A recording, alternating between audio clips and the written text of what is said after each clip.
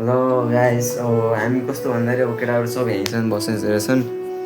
ल अब कस्तो भन्दाखेरि अब साथीको आज बर्थडे छ भनौँ, त्यही भएर साथीको बर्थडे भएर यहाँ टक्क भएर मासु पाक्दैछ। मासु भन्दै प्याज काटेर रेडी गरेछन् केटाहरूले, एकदमै केटाहरूको रुम भनेको। अनि त्यसपछि साथीहरू गर्छन् केक ल्याउनु साथी सबैलाई टक्क पारेर गर्छु व्यवस्था। अनि त्यसपछि अहिले अब तपाईँहरूले अब तपाईँको एउटा सब्सक्राइब गरिसक्यो मलाई बहुत मोटिभेट मिल्छ त त्यस्तो भिडियो बनाउन। केक पनि ल्याएर आइसकेछन् भनौँ न है। अनि त्यसपछि अब यो त यहाँ मरेर बसेर त्यसको त काम छैन भन। यो मेहनती भनेको यही हो क्या, यसलाई मैले बहुत सिकाउँछु काम गर्न। यहाँ टमाटर काटेर यस्तो गरेर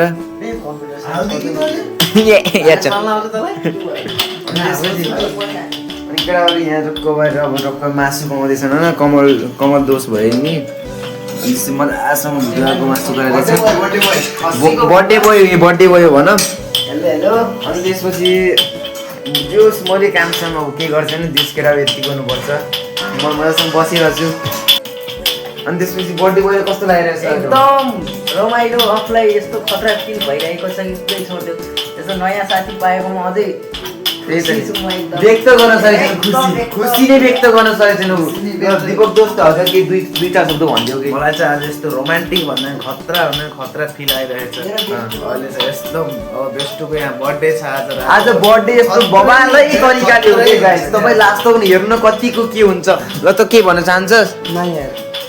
यो अब मऱ्यो भने बिजी मान्छेलाई भन्न केही हुँदैन। त के भन्न चाहन्छस्? म सब्जी काट्न चाहन्छु। ल यो सब्जी यो सानैदेखि सब्जी मात्रै काट्ने काम हो, अरू त के भन्न। ल अगाडि बढ्दैछ भिडियो हेर्दै जानु होला, माया देखाइदिनु होला। पट्कियोस् पुरै मासुमा। यस्तो मजाको टक्क पारेको यस्तो बबल भइसकेछ। खाना कडा उ गराएन हौ, भात बनाएन? भात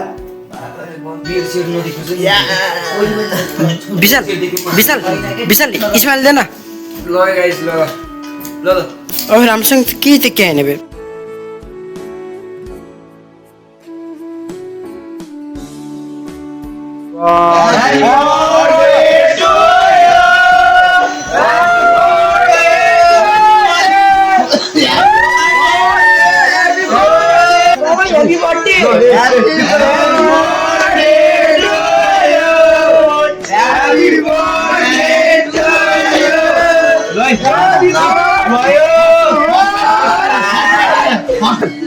ल बस दोस्तको बर्थडे आएर माको छम।